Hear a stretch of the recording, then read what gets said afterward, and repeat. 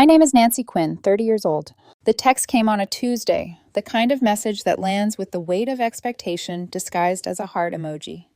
Family dinner. Friday. Mom's making your favorite. Be there at 6:00. Tyler sent it to the group chat. Within minutes, the thread filled with thumbs ups and inside jokes I recognized, but wasn't invited to continue. 3 hours later, I typed a simple okay and watched it sink without a ripple. Silence is a language in my family. I'd become fluent. From my office on the 42nd floor, the October light rinsed Seattle in copper and glass. On my second monitor, dashboards scrolled like a calm heartbeat. Active users, 94,000, 127 countries. Server capacity, 73%. Q4. Revenue projections, $287,000. None of those numbers made me feel the way a single, seen but ignored reply could. I closed the group chat and opened a code review, letting the logic pull me back into a world where things either worked or didn't, where reality wasn't negotiated over dinner. By Friday, the rain was doing its usual curtain rise when I drove my 6-year-old Subaru through the familiar streets to the house I grew up in. Tyler's BMW and Rachel's Audi gleamed in the driveway like trophies. My car looked like a confession. Mom opened the door with a rush of warmth. "Nancy, honey, come in. You look frozen. Are you eating enough?" Her love has always been tactile, bustling, misdirected. She kissed my cheek, ushering me past Dad's chair, where he watched the news the way he breathed. Constantly, analytically, as if an answer might scroll across the ticker. "The startup founder has arrived," Tyler announced from the kitchen. Not unkind, not kind either, just performative. His arm rested on the counter with that banker's ease, a man to whom metrics bend. "How's the internet business? Make your first million yet?" Rachel laughed into her wine. "Tyler, be nice. She's very serious about her little tech project." "It's not a hobby," I said, setting my bag down. "It's my company." "Right," Tyler said, mouth tilting. "Your company. How many employees now? 3, 4, 10? That's impressive for a side hustle." I didn't correct him. I've learned there are economies where the exchange rate on truth is terrible. At the table, everything was familiar. Mom's roasted chicken, garlic mashed potatoes peaked like snowdrifts, vegetables lacquered in olive oil and salt. The ritual never changes, as if sameness could protect us from the past. We filled plates. Dad's knife moved with surgeon precision.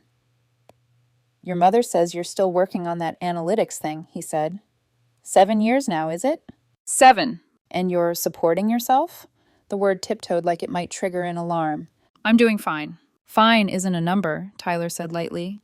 "How do you make money? Subscriptions? Ads?" "We provide AI-powered predictive models to e-commerce and SaaS clients," I said. "Usage-tiered subscriptions." Rachel leaned in, lawyer mode engaged. "And how many clients pay for this?" "Several hundred." "That seems ambitious." Her smile was a blade wrapped in velvet. "Any names?" "NDAs." "Convenient," Tyler murmured, then louder. "Are these like real companies? Or Etsy shops?" "Various industries," I said. "Retail, tech, healthcare, finance." Dad dabbed his mouth. "I looked at your site. It's very professional. What did it cost?" "I built it." "That's the problem, sweetheart," he said gently. "You doing everything, developer, sales, marketing, that's not a company. That's freelancing." "Nothing wrong with freelancing," Mom chimed. "It's just not the same as a real business." "A real business has scale," Tyler added, the Goldman cadence creeping in. "Infrastructure, capital, trajectory. What you have is lifestyle." The words settled like dust. I sipped water and tasted metal. Part of me, the part that once begged to be understood, wanted to lay out the last audit, the SOC2 certification, the patents, the client list that reads like an earnings call. Another part, the wiser part, remembered. They don't believe me. They believe authority. "How big is your team?" Dad asked. I hesitated a fraction too long, and Tyler caught it. "She doesn't want to say, because it's small," he said, grinning. 2, 3, maybe some Upwork contractors?" "Something like that," I said. "Because sometimes the truest thing is the one you don't offer to people who haven't earned it." For a while, cutlery did the talking. Mark, Rachel's husband, cleared his throat. I watched a CNBC segment about AI last week, he said, trying for a bridge. They talked about predictive modeling like it's the future. It's been the present for a while, I said. Most people just notice when it becomes visible. Spoken like a founder, Tyler teased, and I let it pass. He needed to win this room. I needed to win markets. Different arenas, different stakes. Mom brought out apple pie. Cinnamon fog rose, an incense to our better memories. Dad reached for the remote to nudge the volume, habit, not urgency, and the TV's voice cut through the dining room like a gavel. Breaking news from the technology sector. Seattle-based NextGen Analytics has announced a Series D funding round valuing the artificial intelligence company at $4.2 billion. Silence erased us. On the screen, my headshot, the one Bloomberg took, navy blazer, still mouth, eyes that won't apologize. The anchor's voice kept going, factual and merciless. Founder and CEO, 30-year-old Nancy Quinn. Mom's hand flew to her mouth. Rachel's skin blanched. Tyler's fork hit ceramic with a clatter so human I flinched. Dad froze mid-reach, the remote raised as if the news might duck. In 7 years, the anchor continued, Quinn has grown NextGen from a living room startup to a company serving 900-plus enterprise clients across 127 countries. Investors include Sequoia Capital, Andreessen Horowitz, Greylock. The Series D was led by SoftBank's Vision Fund. Reported revenue last fiscal year, $780 million. Headcount, 412 employees. Mark whispered, "Holy," and didn't finish. The camera cut to our building's glass tower. The directory scrolled my name where the city could see it. I watched the faces I loved rearrange themselves around a new fact. "That," Tyler said finally hoarse, "that can't be you." "It is," I said. "You said," Rachel tried, then stopped. "You said I have a company." "I did," I said. You completed the sentence for me. Dad sat slowly, remote landing like a surrendered weapon. 4.2 billion, he said, as if tasting each syllable might make it reasonable. Valuation based on the round, I said softly. Actual worth depends on market conditions. Rachel's thumbs flew across her phone. "Oh my God, Bloomberg, TechCrunch, Wall Street Journal." Her eyes darted. "They're calling you the most influential AI entrepreneur of the decade." "That's hyperbole," I said, but the room didn't need my caveats. Tyler had gone red. "This says your revenue. This says your clients include Amazon, Microsoft, Walmart, Target." He looked up, something wild and tender at once. "This says you're personally worth—" He cut himself off, as if a number might shatter what was left of him. "Net worth estimates are speculative," I said. "The actual number is private." Phones began to buzz. Dad's, Mom's, Rachel's, Tyler's. The world, suddenly very interested in a family that hadn't been interested in me. "Don't answer," I said quietly. "It's reporters. If you need talking points, my communications team can—" "You have a communications team," Mom echoed, not disbelief, grief. "I have several," I said. "Comms, engineering, sales, marketing, legal, finance, people ops." 412, Dad repeated. "The news said over 400. You know the exact number." "I'm the CEO," I said. "I know the numbers." Rachel's screen lit like a storm front. "The partners at my firm," she whispered.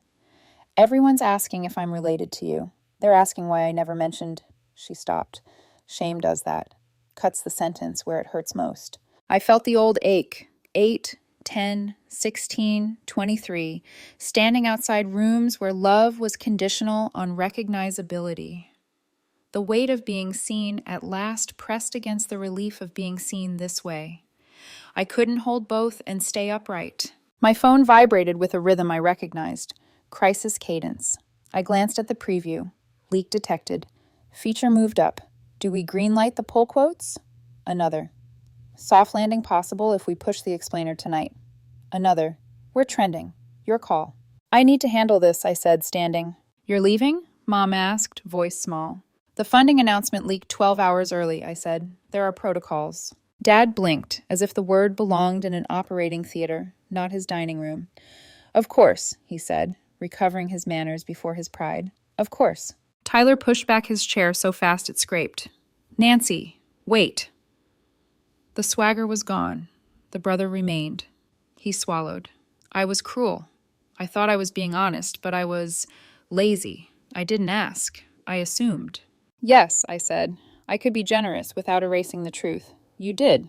Rachel stood too, her voice rough. Can we fix this? I don't know, I said. That depends on whether you can see me, not just my headline. Mom came around the table, tears bright. I'm proud of you, she said, like a prayer finally spoken. I should have said it years ago. Thank you, I said, and meant it. I took my bag. At the doorway, Dad hovered beside me, the TV humming behind us, with strangers saying my name. If Bloomberg asks about us, he said, what will you say? The truth, I said, that you loved me, that you didn't understand me, that sometimes the last people to see you are the ones who see you every day. He flinched at the accuracy and nodded anyway. Then say it, he murmured. Say it well. Outside, the rain stitched the night to the city. I stepped into it, phone already to my ear, voice already steady, walking toward the kind of fire I had learned to manage alone. My apartment greeted me with the same smallness that had once comforted me. One bedroom, one bath, a living room that still carried the phantom glow of midnight code. I kicked off wet shoes, hung my coat on the crooked hook I'd never straightened, and opened my laptop to a dashboard that had become a second pulse. The comms channel was a stream of urgency shaped like calm sentences. Leak detected at 5:41 p.m. PT. Social chatter accelerating. Bloomberg amenable to moving feature up. Your call. I called.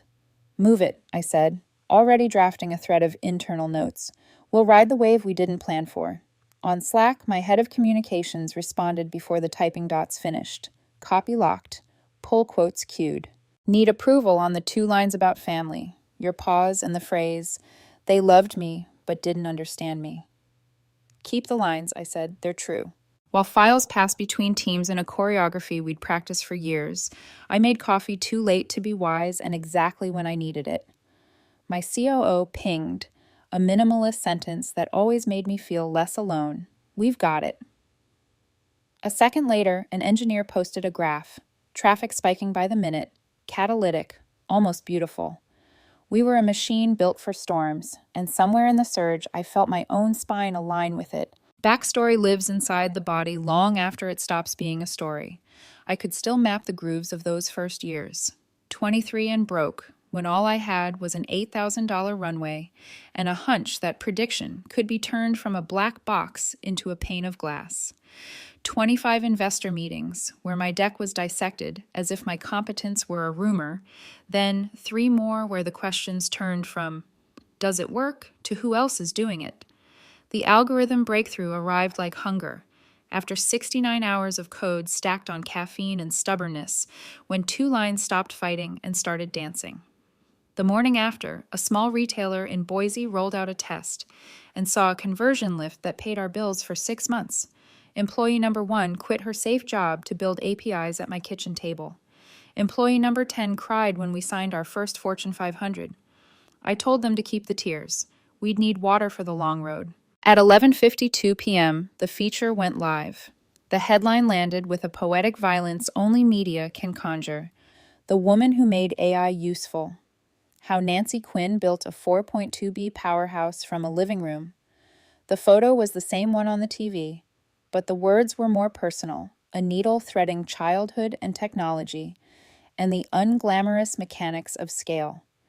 The part that pinned me to my chair was 3 paragraphs near the end. The reporter wrote that when asked about my family's reaction, my face became unreadable. Then the line I had cleared twice and considered cutting a dozen times. They loved me, she said carefully, but they didn't understand what I was building. A long pause, the piece noted, then the quiet autopsy.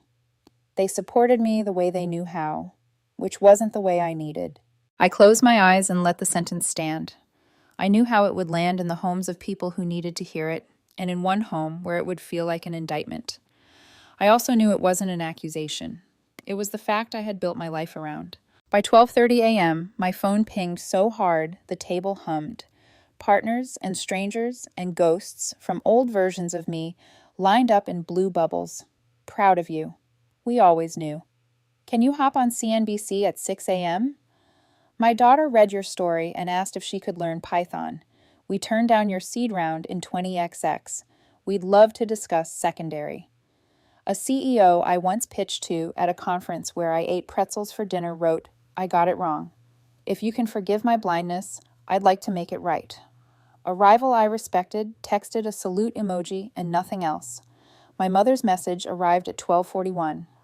I am reading this again and again. I didn't understand. I want to. Dad's came 2 minutes later. You were generous. I'm ashamed that generosity was necessary.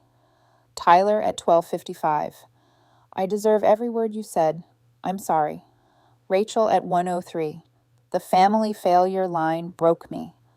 I did that to you. I hate that I did that.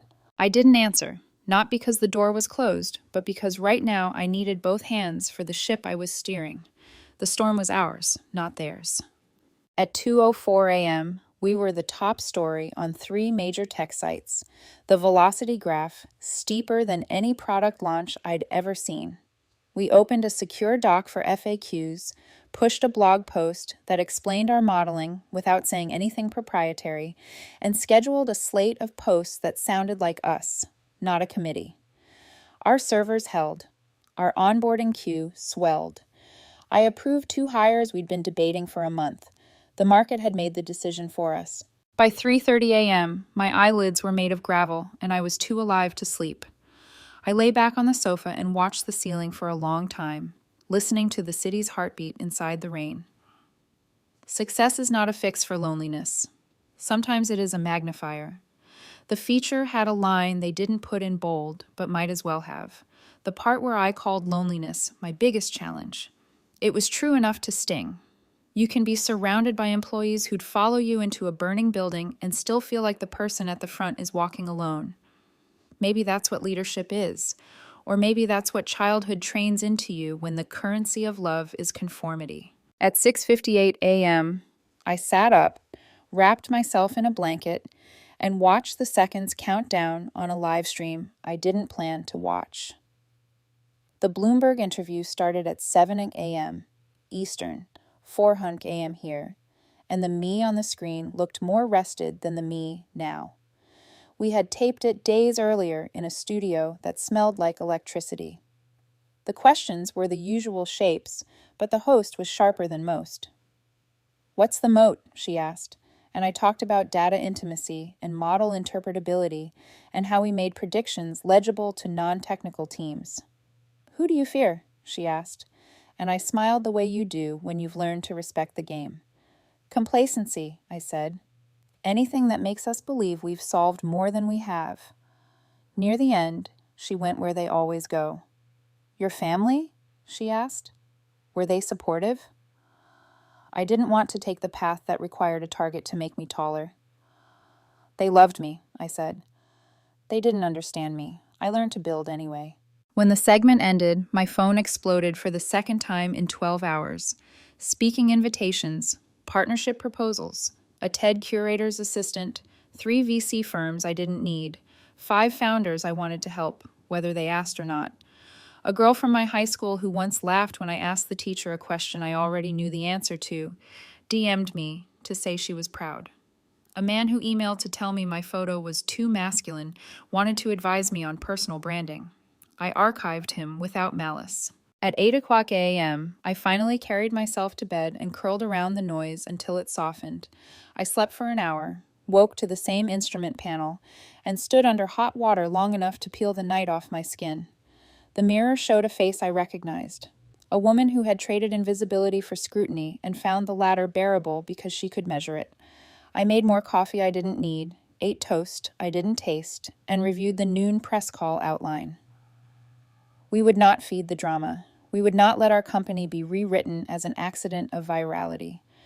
We would talk about use cases and case studies and the technology that had earned its moment twice over. At 10:17 a.m., a new text glowed on my lock screen, a number that wasn't saved because I'd never needed it to be. "We're outside," it read. "We know you're busy.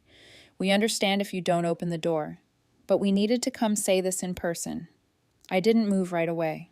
The kettle clicked off behind me. The soft hiss of cooling metal sounded like a stagehand pulling a curtain. I looked at my calendar. Noon press call. 2 p.m. investor sync. A dozen decisions in between. The hallway beyond my apartment held a conversation I'd rehearsed and dreaded and wanted and didn't trust. I went to the door and placed my hand on the knob. I left it there long enough to hear my own breathing. I unlocked the deadbolt. I opened the door to the people who taught me the shape of silence, standing under the fluorescent truth of morning, rain-slicked and raw-eyed, carrying apologies like fragile things they didn't yet know how to hold. They stood there in a cluster that didn't know what shape to take, Mom at the front clutching her coat, Dad hovering just behind her, as though his height might still protect us from something invisible. Tyler and Rachel flanked them, Mark lingering half a step back, the outsider who suddenly looked the most grounded of us all. Mom spoke first. Her voice trembled, but didn't hide. "We know you're busy. We know you probably don't want to see us right now, but we needed to come." I leaned against the door frame, the apartment's narrow hallway wrapping around us like a secret. To say what? Tyler cleared his throat, the sound small for a man who'd built his whole life on volume. "That we were wrong," he said. "All of us. About you, about everything. We were cruel when we thought we were being clever. We're sorry." Rachel stepped forward, her eyes red but steady. "You don't have to forgive us, but you deserve to hear us admit it." For a second, I couldn't speak. I wasn't angry anymore. Anger would have been a relief. What I felt was distance, a clean, weightless thing. "Come in," I said, finally moving aside. They entered quietly, as if my small apartment were a church. The living room looked smaller with all of them inside. Mom's coat brushing against the couch, Dad's shoulder almost knocking into the whiteboard I'd never erased, because it still held the original sketch of our predictive model. "This is where it happened," Rachel whispered. "You really built it all from here." "This is where it started," I said. Dad looked around, eyes catching on the outdated lamp, the scuffed desk. "You could buy anything now," he said softly. "Why stay here?" "Because this place reminds me who I was when I started," I said. "When I had nothing but an idea and the decision to keep going. I don't ever want to forget that." Mom turned, tears gathering again. "We treated you like a failure while you were building the foundation of something extraordinary." "You treated me like what you understood," I said gently. "And what you understood was security, predictability, not risk." Rachel's lip quivered. "We mocked what we didn't understand." "Most people do," I said. For a moment, nobody spoke. The sound of rain pressed against the windows, rhythmic and forgiving. Tyler exhaled hard. "I've been the successful Morrison sibling my entire life, the one people looked up to. Now everyone's asking me how I didn't know, how I didn't see my own sister changing the landscape of an entire industry." "That must be difficult," I said. "It's humbling," he admitted, "and I needed it." Dad sat down heavily on the edge of the couch. "You once asked if I thought technology could be a career," he said. "I told you it was just a tool. I was wrong." "You gave advice based on your world," I said. "That's not a crime." "It's still a failure," he said quietly. Mom reached out, touching my arm. "When I read that article, the part where you said we loved you but didn't understand you, it broke me, because it was true." "It's still true," I said, "but it doesn't have to stay that way." Rachel wiped her face. "Can we fix this? Can we start over?" "I don't know," I said honestly. "Because right now, you believe in my success, but I need people who believe in me." Mom nodded slowly. "We can learn how." "Maybe," I said, "but not today." Silence settled again, gentler this time, like a blanket instead of a wall. Dad looked around at my team photos pinned on the wall, faces from company retreats, office celebrations, late-night hackathons. "You built a family here," he said. "I did," I said. "One that believed in something that didn't exist yet." Rachel's voice broke. "We should have been that for you." "You still can be," I said, "if you want to be part of what comes next." Tyler nodded. "We do. I do." Mom took a step forward. "We don't expect forgiveness tonight. We just wanted to look you in the eye and say that we were wrong, that you deserve better from us." I studied them. My family, so composed in every public room, now unpolished and human in mine. For the first time, I saw not the judgment, but the fear beneath it. Fear that they'd been replaced, that their love had an expiration date. "You weren't supposed to understand my work," I said softly. "It wasn't built for you. It was built because of you." Mom frowned slightly. "Because of us?" "Because you never believed I could do it," I said. "That disbelief was fuel. It kept me moving when I wanted to quit. Every dinner like that one pushed me closer to proving that I didn't need permission to exist." Dad bowed his head. "That's not something a parent wants to hear." It's not something a daughter wants to live, I replied. We sat in quiet then, the kind of quiet that doesn't hurt. It just hums, like the body learning to breathe again. After a while, Tyler broke it. When the reporter asked you what advice you'd give to people whose families don't support them, do you remember what you said? I said, build it anyway. He nodded. It was good advice. It was necessary advice, I said. But I hope someday no one needs it. Mom stepped closer and took my hands, her palms trembling. You built something extraordinary, Nancy, and you did it without us. But if you ever decide you still want us, we'll be here, learning, not leading. Maybe, I said, squeezing back. We'll see. They all stood. The moment had nowhere else to go. At the door, Rachel lingered. When you speak at conferences, do you ever get nervous? She asked suddenly. Always, I said. Nervous means it matters. I think that's how we feel right now, she said. That's a good start. They filed out into the hallway, softer than they'd entered. Tyler turned before the elevator closed. Next time, let us earn our way in early, he said. Next time, I replied. The door clicked shut and the apartment exhaled. I leaned against it, eyes closed, feeling something shift. Not closure, not forgiveness, just air moving where it used to be heavy. Outside, the rain had slowed to a hush. Seattle's skyline glimmered beyond my window, half silver, half shadow. Somewhere down there, 412 people were logging in, writing code, designing systems that would outlive our small dramas. I wasn't alone. I was part of something larger, something I had built from the silence they once gave me. And for the first time, that silence didn't feel like punishment. It felt like space. Tomorrow would be chaos again. Calls, strategy meetings, headlines. But tonight, in this small apartment that had once held all my ambition and all my doubt, I felt steady. Sometimes the people closest to you are the last to see who you are, and sometimes, finally, they do. That was enough for now. The city woke up the next morning in a halo of fog, the kind that blurred edges and made even steel look soft. I stood by the window, coffee cooling between my palms, and watched the skyline shift from gray to silver.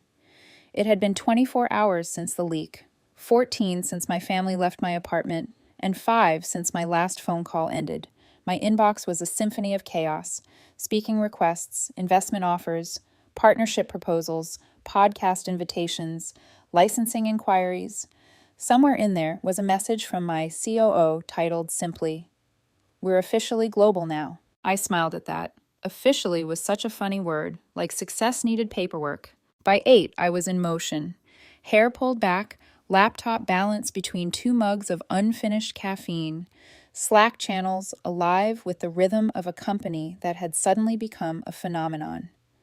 PR briefings, legal reviews, NDAs, investor pings. Every corner of my world buzzed, but inside it all, there was a calm, almost dangerous stillness, the kind that comes not from peace, but from purpose. At 9:12, a calendar reminder blinked on my screen. Family dinner? It was an old repeating event, one I'd never deleted. Every second Friday of the month at 6:00 p.m. I hovered over it for a moment, thumb tracing the delete option. Then I smiled, minimized it instead, and left it there. Some ghosts don't need exercising, they need witnessing. The noon press call went smoothly. My communications director opened with a polished briefing, but the questions that followed went deeper than expected. What's next for next-gen analytics? Will the company go public? How does it feel to be called the most influential AI entrepreneur of the decade? I kept my answers grounded, anchored in the technology, not the noise. We're building toward transparency, I said, toward tools that help companies understand people without exploiting them. As for the rest, labels fade, work doesn't. The call ended. Applause emojis filled the chat, digital confetti for a team that had earned every bit of it. I muted notifications and leaned back. My reflection in the darkened laptop screen looked older than yesterday. Calmer, too. At 1:00 p.m., an email arrived from my father. The subject line read, "Reading List." Inside was a list of AI ethics papers and an apology written like a confession. If I'm going to understand you, I need to understand the world you live in. At 1:23, my mother sent a photo of a framed copy of the Bloomberg article on their mantel. Beneath it, a small handwritten note. "We're proud of you. No qualifiers this time." At 2:07, Tyler texted, "Told my team at Goldman." I was meeting with my sister this weekend to talk AI integration.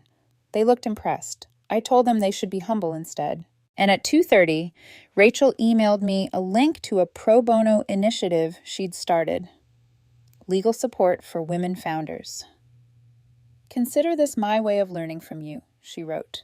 I didn't cry. I thought I would, but the emotion that rose wasn't tears. It was something quieter, like the sound of a lock turning. That evening, when the city lights came on one by one, I stood on my balcony and looked out over the water. The air smelled of rain and neon. My phone buzzed again. An unknown number, local. I hesitated, then answered. Nancy? The voice was careful. Dad. Yes. We were thinking, he said slowly, we could host dinner next week. No agenda, no comparisons, just dinner, if you want to. I smiled into the darkness. I'll think about it. That's fair, he said. Then, after a pause, for what it's worth, your mother's been learning how to use your software. She keeps calling it the prediction thing, but she's trying.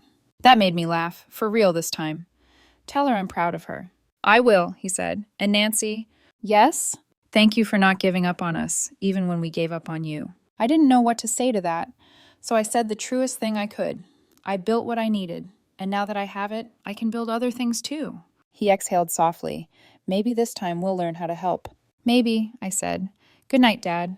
After we hung up, I stayed outside, watching the city pulse like circuitry. The skyline mirrored everything I'd learned. Structure built from chaos, order carved out of noise. Somewhere down there, people were writing code, answering support tickets, closing deals, all under a name I'd once whispered to myself like a secret. Next Gen. The feature still trended, but by now it wasn't just about me. It was about what belief can build in the absence of permission, about what happens when someone stops waiting to be seen and decides to shine anyway. At midnight, I drafted a message to my team. You've worked through leaks, launches, and sleepless nights. Tomorrow, take the morning off. Rest. We've built something extraordinary, not because the world finally noticed, but because we never stopped building when it didn't. I hit send and felt the quiet settle again, but this time it wasn't loneliness. It was completion. Before bed, I looked at the framed printout on my desk. The company's first $100 invoice from that small Boise retailer years ago. The one that kept us alive long enough to become a billion-dollar story. I traced the faded ink with my fingertip and whispered to the empty room. We did it. Then, almost as an afterthought, and they finally saw. The city's hum softened beneath the rain. I turned off the light, the glow from my monitors fading last, like stars going out after dawn. Some victories arrive in headlines, others in silence. I'd had both. And for the first time in my life, that felt like enough.